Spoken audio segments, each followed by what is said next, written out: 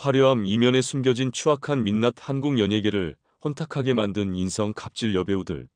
한국의 여배우들은 뛰어난 외모와 연기력으로 많은 사랑을 받으며 종종 선행을 통해 긍정적인 이미지를 쌓아왔습니다. 그러나 일부 여배우들은 화려한 외모와 성공 뒤에 가려진 무례함과 오만함으로 대중의 신뢰를 배신하고 한국 연예계에 깊은 상처를 남겼습니다. 이번에는 자신들의 위치를 남용해 갑질과 무례한 행동으로 물의를 일으킨 인성 갑질 여배우 사인을 다룹니다. 이들은 자신의 외모와 명성에 취해 대중과 동료를 무시하며 마치 연예계를 개인의 전유물인 양 행동해 온 인물들입니다. 그들의 행동은 단순한 실수를 넘어 대중의 기대를 무너뜨리고 한국 연예계 전체에 부정적인 이미지를 더 씌웠습니다. 이러한 사례들은 화려한 성공 이면에 숨겨진 본성이 얼마나 큰 문제를 일으킬 수 있는지 여실히 보여줍니다. 사위는 서예지입니다. 드라마 시간의 제작 발표회에서 김정현은 상대 배우 서연에게 차갑고 불편한 태도를 보이며 논란의 중심에 섰습니다. 그는 행사 내내 무표정으로 일관하며 어떠한 유연함이나 미소도 보이지 않아 주위를 어색하게 만들었습니다. 문제의 시작은 촬영 현장에서 기온탁과 과도한 캐릭터 몰입을 이유로 대본 수정까지 요구하면서 벌어졌습니다. 김정현은 작가와 PD는 물론 상대 배우에게도 불편함을 주며 스킨십과 러브라인을 거부하는 행동을 계속했습니다. 이러한 비전문적인 태도는 서예지와의 관계로 확대되며 더 큰 논란을 일으켰습니다. 당시 연인이었던 서예지는 김정현에게 상대 배우와 냉정하게 대하라고 요구했으며 김정현은 그녀의 지시에 따라 행동하며 촬영장을 혼란에 빠뜨렸습니다. 서예지는 김정현에게 스태프와의 인사를 금지시키고 딱딱하게 행동하라며 스킨십 장면을 피하라고 강요했습니다. 더불어 오늘 왜 그렇게 했는지 말하지 말라며 그의 행동을 심리적으로 조종한 것으로 알려졌습니다. 결국 김정현은 모든 스태프와 배우들에게 피해를 준 채 드라마에서 중도 하차하게 되었고 이 사건은 딱딱한 스캔들로 불리며 서예지의 인간성 논란으로 확산되었습니다. 서예지가 김정현을 조종했다는 의혹이 제기되면서 대중의 비판은 더욱 거세졌습니다. 그녀의 집착적인 성향과 남성 관계 또한 도마 위에 올랐습니다. 서예지는 윤호윤호와 손호준을 연이어 사귀며 두 사람의 관계에 균열을 일으킨 것으로 알려졌습니다. 윤호윤호와의 관계를 정리한 뒤 그의 절친 손호준과 연애를 시작하며 두 사람의 우정에 금이 갔다는 사실은 대중에게 큰 충격을 안겼습니다. 특히 윤호윤호가 군 복무를 시작한 후 서예지가 손호준과 공개적으로 데이트를 즐긴 점은 관계를 더욱 악화시켰습니다. 당시 손호준은 너희 우정이 그렇게 대단한 거냐? 내가 한 방에 끝낼 거야 라는 말을 했다는 주장까지 나오며 논란은 더욱 커졌습니다. 서예지의 학창시절 역시 문제로 떠올랐습니다. 그녀는 서울의 한 중학교에서 학교 폭력의 주동자로 친구들을 괴롭히고 금품을 갈취했다는 제보가 이어졌습니다. 한 제보자는 서예지가 친구들에게 애들 앞에서 맞고 날아갔던 땡땡이도 애기 엄마다라는 폭언을 했다고 전했습니다. 서예지는 초등학교 6학년 때부터 친구들에게 무시하고 중학교 3학년 겨울방학 후 졸업식에서 쌍수를 한 뒤부터 조용히 지내기 시작했다고 합니다. 당시 그녀의 친구들은 이제 모두 어머니가 되었으며 그녀의 과거에 대한 이야기를 밝히지 않았다고 밝혔습니다. 이후 촬영장에서의 갑질과 관련된 제보가 이어졌습니다. 서예지는 스태프에게 폭언을 일삼고 차에서 흡연을 해 간접 흡연 피해를 주기도 했습니다. 또한 스태프가 담배 심부름에서 작은 실수를 하면 그녀는 면전에서 담배 연기를 내뱉으며 혼내기까지 했다고 전해졌습니다. 자신이 사람 취급을 받지 않고 하녀처럼 대우받았다고 주장한 이도 있었습니다. 서예지가 기분이 안 좋으면 스태프들도 굶어야 했고 스태프의 휴대폰 검사까지 했으며 휴대폰 배경화면을 자신과 사랑에 빠진 사진으로 바꾸라고 강제로 요구하고 자신의 팬카페에 가입시키기까지 했다고 합니다. 한 스태프는 이렇게 많이 바뀌는 연예인은 난생 처음 봤다고 토로했습니다. 또한 영화에서 서예지가 김재욱을 옆에 태우고 음주운전을 하는 장면이 있었는데 미리 맞춰놓은 동선이 있었음에도 불구하고 상대 배우에게 알리지 않고 자기 멋대로 중앙선을 넘어버렸다고 합니다. 그때 반대편에서 다가오는 버스를 보고 하마터면 큰 사고가 날 뻔했다고 전했습니다. 본인은 리얼리티를 살리기 위해 그렇게 했다며 진짜 죽을 뻔했던 재밌는 에피소드라고 이야기하기도 했습니다. 감독과 상대 배우를 놀라게 했다는 사실에 피할까지 느꼈다고 하니 큰 사고가 날 뻔했음에도 오히려 희열을 느꼈다는 점은 충격적입니다. 3위는 고윤정입니다. 대한민국 대표 여배우, 그리고 논란의 중심에서 벗어나지 못하는 고현정의 강한 성격이 또다시 도마 위에 올랐다. 고현정은 드라마 괴물 제작 발표회에서 인터뷰 도중 주변이 시끄럽자 격한 반응을 보이며 뒤에서 좀 조용히 해주세요. 인터뷰 중에 시끄럽게 하면 안 되잖아요. 누가 뭘 먹고 있나요? 소리 좀 내지 마세요. 라며 강하게 항의했다. 이에 당황한 사회자는 인터뷰가 진행 중이니 조금만 조용히 해주시기 바랍니다. 라고 나서 상황을 수습했으나 현장은 긴장감으로 가득 찼다.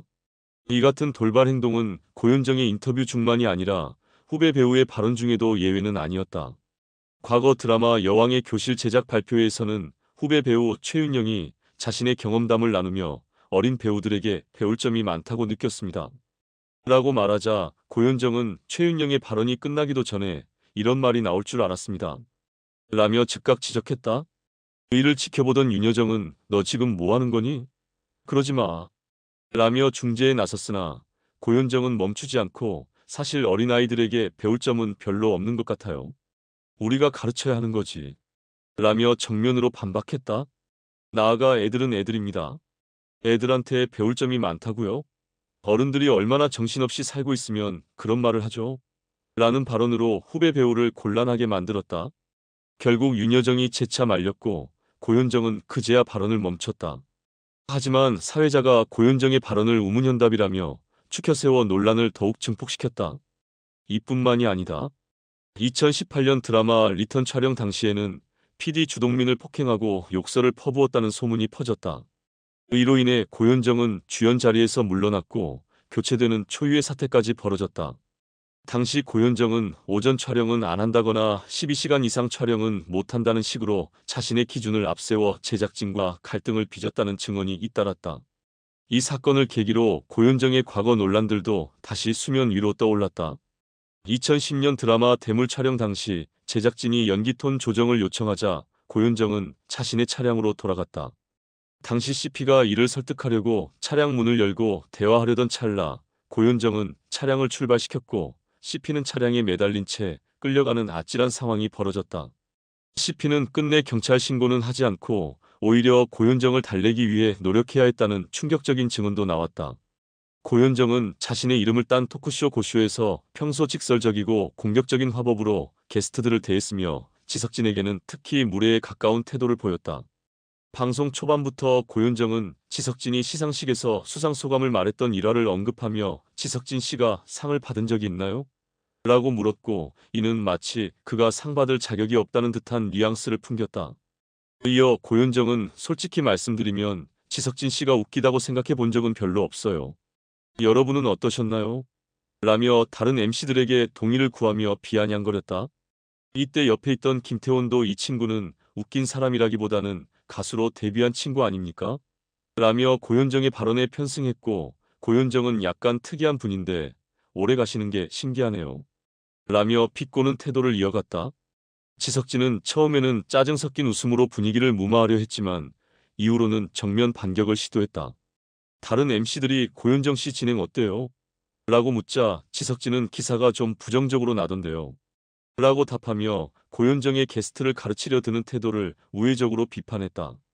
고현정의 표정이 어두워지자 지석진은 이를 놓치지 않고 바로 그거예요. 정색하는 거 좀 고치세요. 라고 직설적으로 지적했다. 이어 그는 고현정 씨는 맥락 없이 말씀하시는 경우가 많아요. 사실 그게 정말 짜증날 때가 있어요. 대화가 통하지 않는 건 아무리 아름다운 미인이라도 참기 힘든 거거든요. 결혼 생활에서도 제일 힘든 게 대화가 안 통하는 거 아니겠어요? 라며 날카로운 비판을 가했다. 당황한 고현정은 누가 지석진 씨에게 이런 질문을 했죠? 라며 다른 MC들에게 도움을 요청했지만 김영철은 우리 지석진 씨는 토크의 신으로 우리가 존경하는 선배죠. 라며 지석진의 편을 들었고 정형돈도 맞아요. 라며 동의했다. 결국 고현정은 내가 왜 예능을 한다고 해서 이런 대접을 받아야 하는지 모르겠네요. 라며 어쩔 수 없이 고개를 숙였다. 방송 말미에 지석진은 정말 독특한 진행 스타일이시네요. 이게 하나의 캐릭터로 자리 잡을지도 모르겠어요. 라는 의미심장한 응원의 말을 남기고 떠났다. 하지만 이 사건 이후 고쇼는 1년을 채우지 못한 채 조기 폐지의 길을 걷게 되었다. 2018년 온라인에 게시된 사진과 글은 고현정의 충격적인 일면을 드러내며 논란을 불러일으켰다. 사진에는 고현정이 손가락 사이에 담배를 끼고 흡연하는 장면이 담겨 있었으며 담배를 피우는 것 자체는 개인의 자유라 할 수 있지만 문제는 그 배경이었다. 해당 사진은 고현정이 동국대학교 교수로 재직 중일 때 촬영된 것으로 글 작성자는 그녀가 찾은 지각은 물론 학생들과 술을 마시며 시간을 보내는 일이 빈번했다고 주장했다. 더욱 심각한 것은 강의 중 금연구역인 지하 강의실에서 담배를 피운 행위였다. 그녀가 흡연한 이유가 연기 교육과 무관했음에도 학기 동안 10회 이상 수업 중 흡연을 했다는 폭로가 이어졌다.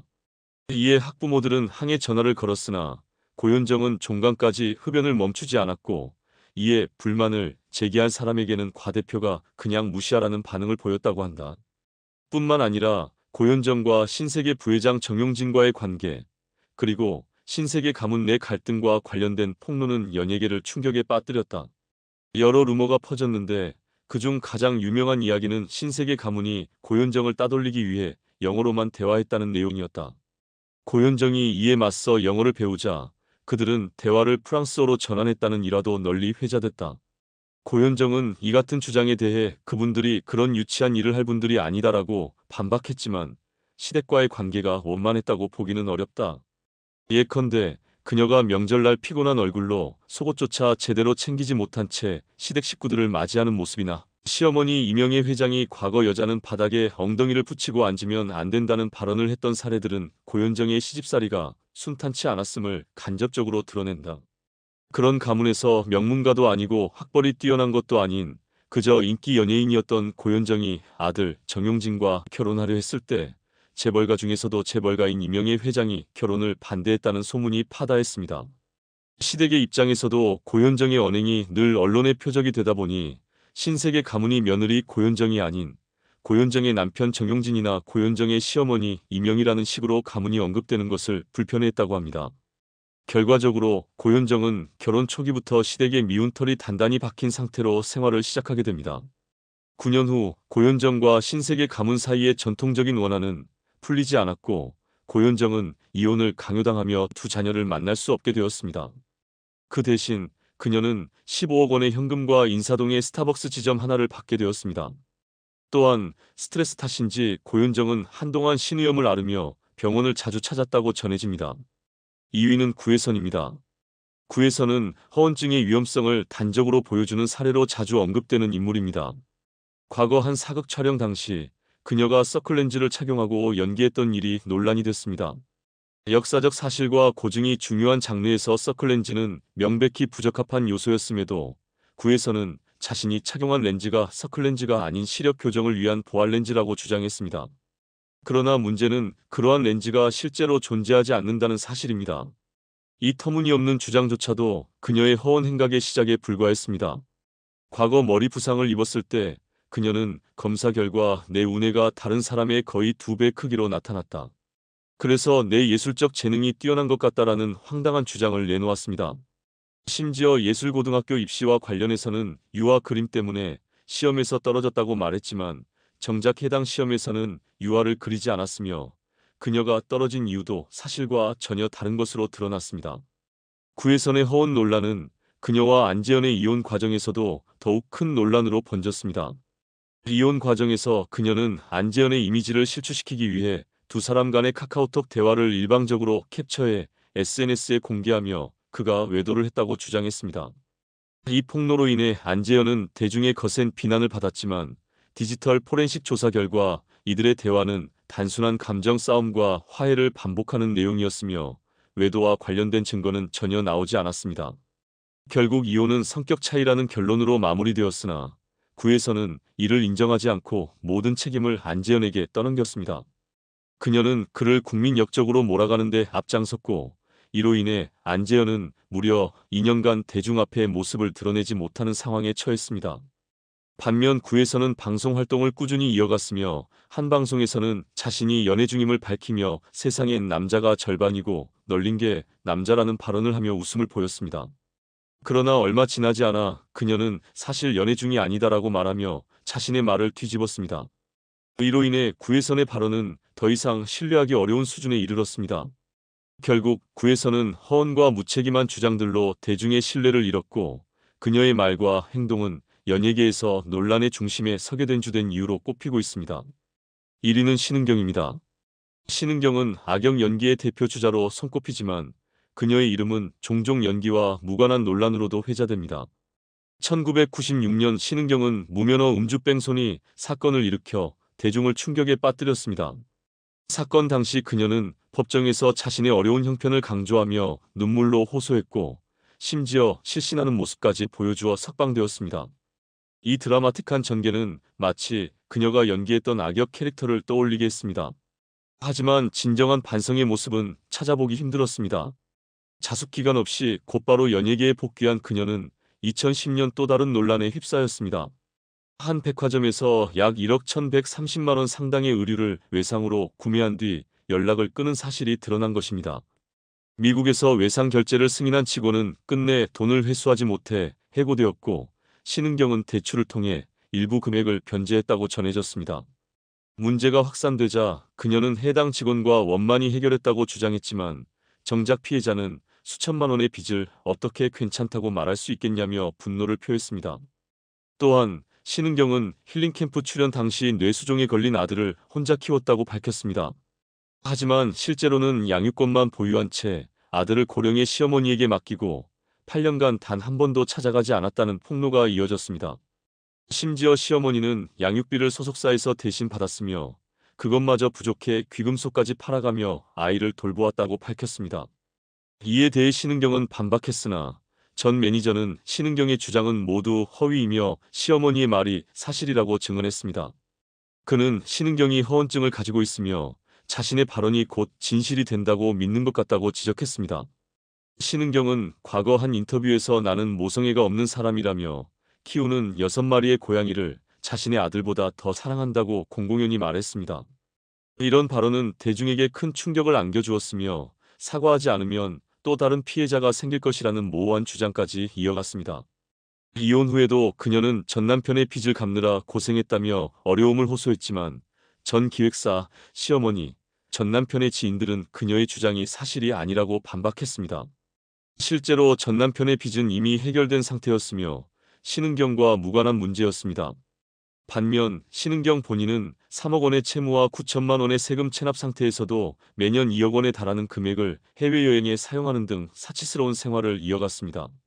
그럼에도 불구하고 그녀는 활동을 잠시 멈췄을 뿐 별다른 사과나 해명 없이 다시 연기자로 복귀했습니다. 논란은 뒤로한 채 활발히 활동을 이어가는 그녀의 모습은 여전히 많은 이들에게 불편함을 남기고 있습니다. 신은경은 수많은 논란을 해명하지 않은 채 과거를 묻으려 하고 있지만 대중의 기억 속 그 논란은 결코 지워지지 않을 것입니다. 오늘은 대중에게 친숙한 얼굴이지만 씻을 수 없는 범죄 이력을 가진 연예인 TOP사를 살펴보겠습니다. 2위는 바로 차주혁입니다.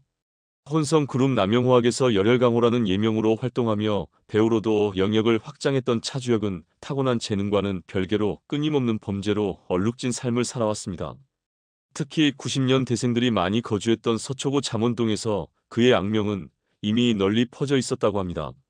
미성년 시절 그는 학교 폭력을 일삼는 일진으로 악명을 떨쳤으며 강간을 비롯한 다수의 중범죄에 연루된 전력도 남겼습니다. 이러한 논란에도 불구하고 연기자로 전향했지만 대중의 비난은 거셌고 결국 소속사에서도 퇴출당했습니다. 이후 군 복무를 마친 뒤 잠잠해지는 듯했으나 2016년 또 다른 범죄로 이목을 끌었습니다. 그는 캐나다로 케타민을 밀반출하려다 적발되었을 뿐만 아니라 서울의 호텔과 리조트에서 엑스터시, 대마초, 케타민 등 각종 마약을 투약한 혐의로 경찰에 입건되었습니다. 하지만 더 큰 충격을 준 사건은 바로 마약 수사 도중 발생했습니다. 그는 만취 상태에서 음주운전을 하다 3명을 차량으로 들이받아 부상을 입히는 사고를 일으켰습니다. 이 사건으로 그는 징역 1년 6개월의 형을 선고받고 복역했지만 출소한 지 불과 11일 만에 또다시 사건에 휘말렸습니다. 출소 후 그는 아파트에서 난동을 부리며 소란을 피운 혐의와 함께 모욕죄로 경찰에 체포되었으며 이 과정에서 또다시 마약 투약 사실이 드러나 구속영장이 발부되었습니다. 연예계 활동은 거의 없었지만 그는 골프 투어, 해외여행, 슈퍼카, 명품 시계 등을 자랑하며 지나치게 부유하고 사치스러운 생활을 즐긴 것으로 알려졌습니다. 그가 보여준 이러한 행동들은 대중에게 큰 충격을 안겼습니다.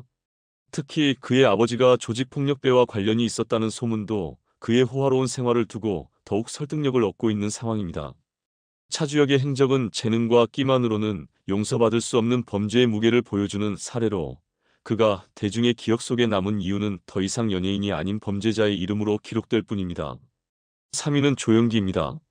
1991년 8월 2일, 조영기는 국방부 홍보 영화를 촬영하기 위해 강원도 정선에 머물렀습니다. 그와 영화 관계자들은 함께 여관에 투숙했는데 바로 이곳에서 충격적인 사건의 서막이 열렸습니다. 다음 날인 8월 3일, 회식 자리에서 과음을 한 조영기는 술에 완전히 취해 여관으로 제대로 들어가지 못할 정도였습니다.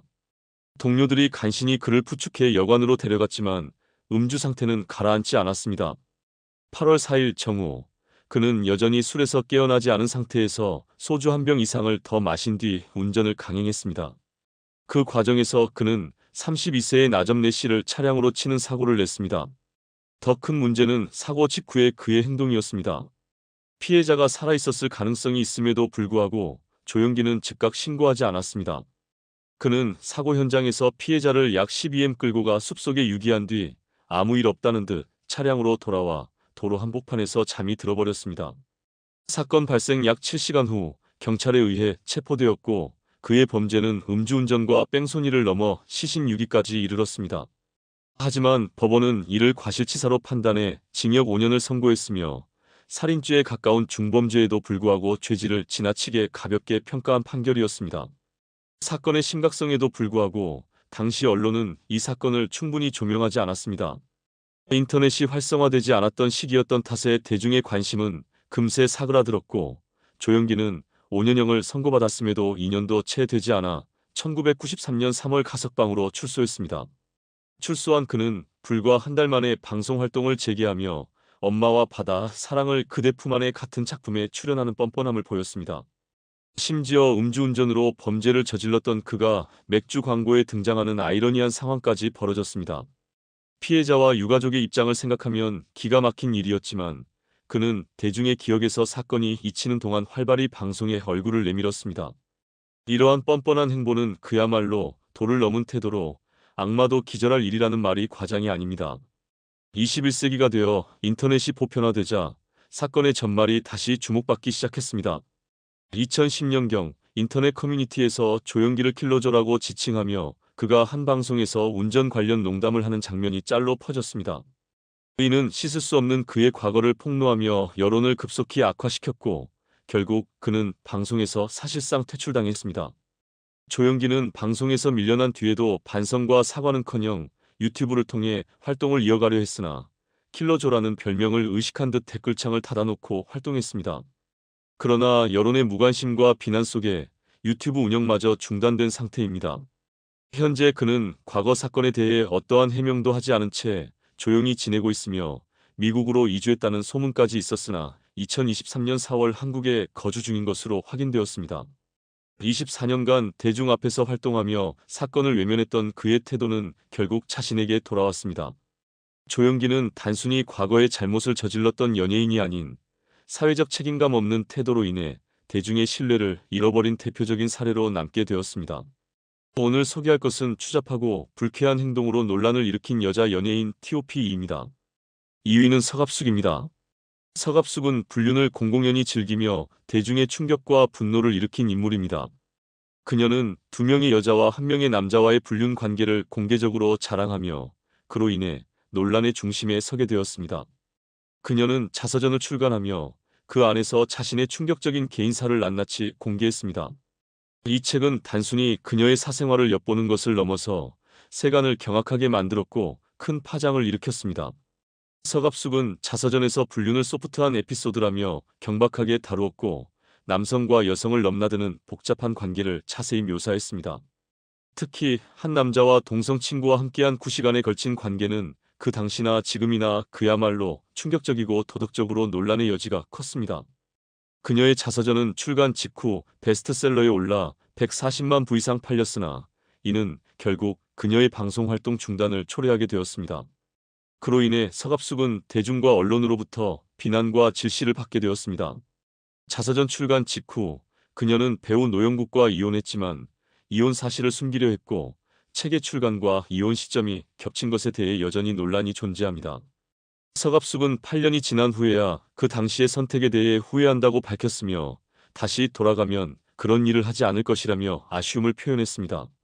그럼에도 불구하고 그녀의 책 출간이 과연 용기 있는 도전이었는지 아니면 단순한 무모한 선택이었는지는 지금까지도 논란거리입니다. 서갑숙은 1988년에 배우 노영국과 결혼했으나 1997년에 이혼했습니다. 이혼 당시 두 딸은 어머니와 살기보다는 아버지와 시어머니와 함께 살겠다는 선택을 하였고 결국 서갑숙은 양육권을 포기하게 되었습니다. 노영국은 2006년에 동갑내기 의상 디자이너와 재혼했으나 2023년 9월 심장마비로 세상을 떠났습니다. 노영국은 건강 상태가 좋지 않았고 서갑숙의 자서전 출간 이후 심적 고통이 심화되어 건강이 급격히 나빠졌다는 전언도 있습니다. 현재 서갑숙은 새로운 남자친구 없이 지내고 있으며 자서전에서 언급한 M과의 관계도 이미 끝났다고 밝혔습니다. 방송 활동을 중단한 후 갑상선 기능 항진증을 앓았고 지난 20년간의 고통을 생각하면 숨이 막힌다고 털어놓았습니다. 방송계에서 퇴출된 이후 서갑숙은 새로운 길을 찾기 위해 노력했지만 결국 방송계에서 자리를 잃었습니다. 방송 활동을 중단한 서갑숙은 성인 방송국과 영화사의 러브콜을 받았으나 드라마 출연 기회는 없었습니다.